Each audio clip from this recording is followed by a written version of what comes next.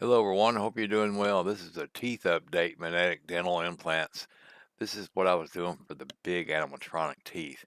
Last time I tried to secure it with some glue, but the upper fell out. And it has some weight to it. But what I did here is I changed these gum plates to accept uh, it's 8 millimeter by 4 millimeter uh, neodymium magnets. So here I'm just making sockets for the magnets.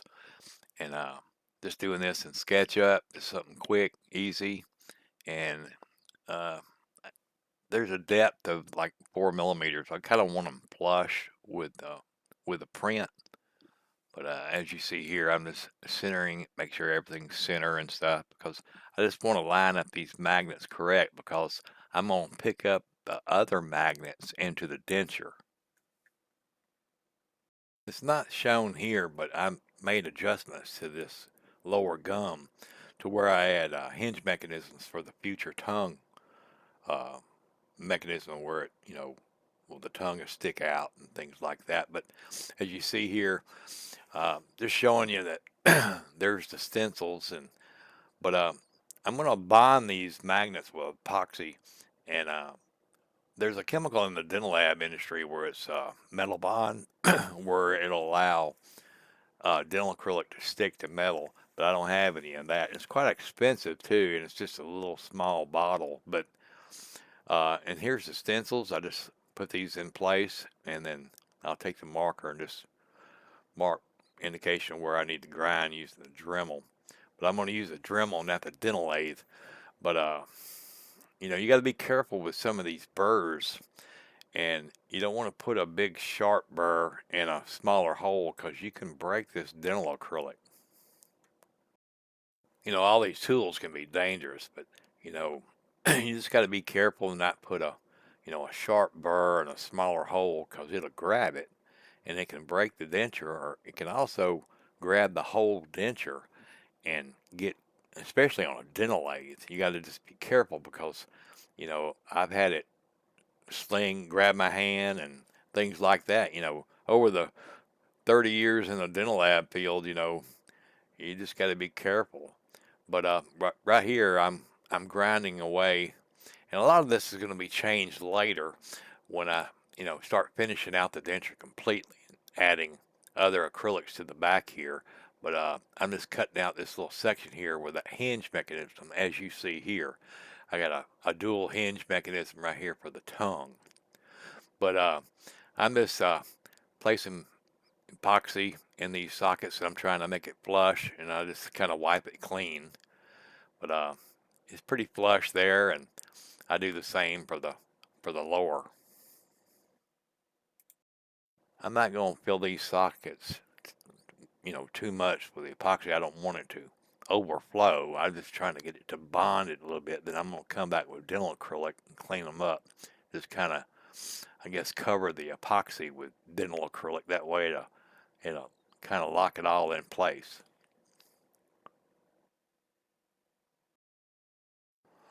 Well, I've been working on the 3D printed animatronic creature also, and just working on both at the same time. Been doing some trimming on the animatronic skin. But once again, as you see here, I've placing the magnets. Just let them fall into place, and then I'm going to add some adhesive to the sockets now. That way it can pick up these magnets. But like once again, I've been working on the animatronic. I trimmed some of the base of the skin, just trimming it up, getting it ready to secure the skin to the animatronic. But as you see here, I just inverted it, and then I'm placing the adhesive in there, and just going to let that set and bond. And as you see here, they bonded to the epoxy, and then now I'm just going to clean up that, fill in the rest with some dental acrylic. But as you see here, I took some carbon paper because this is having a hard time fitting. So what I do, I just put that denture on there, and it makes an indication mark inside the denture, and that tells me what's hitting. So if there's a mark there, I just grind away a little of the acrylic so I can get it to fit right. That way, you know, acrylic shrinks. So, but as you see here, you'll see some of the marks there in that lower denture there. The upper is pretty good, but it's just part of it and just trying to get everything to seat right. But now I'm going to mix up, just do a salt and pepper method with dental acrylic and just sprinkle in these sockets and kind of taper it up to the, to the magnet. I really like making creature teeth, and I really enjoy working with, dental acrylics because it has that translucent look to it. It really looks good. But I put these in warm water in the pressure pot. I don't put any pressure on it, and it flows pretty good. I mean, you can put pressure on it. It's just I didn't have my compressor up, but it'll be fine. It's shouldn't indicate any kind of porosity or anything. But as you see here, this is where the indication marks from the carbon paper, and I'm just going to clean all this up so it'll fit right on that gum.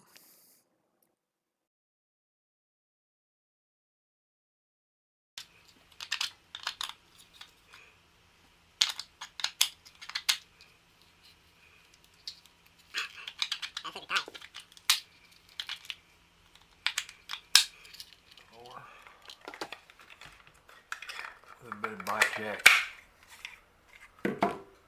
Upper.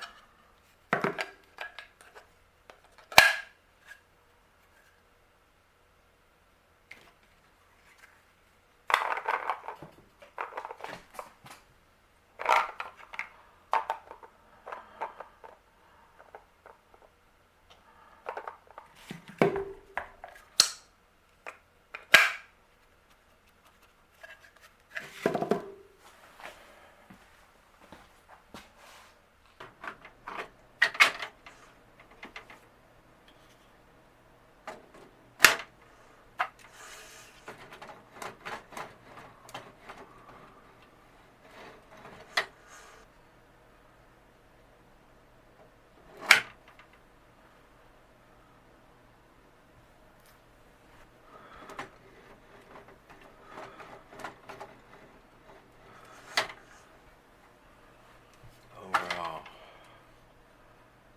that works beautiful. Well, that's how I put magnetic dental implants in a animatronic denture. So I hope y'all like. And thank y'all, everybody. And thanks for the thumbs up and comments and subscribers. Y'all have a great day. Later.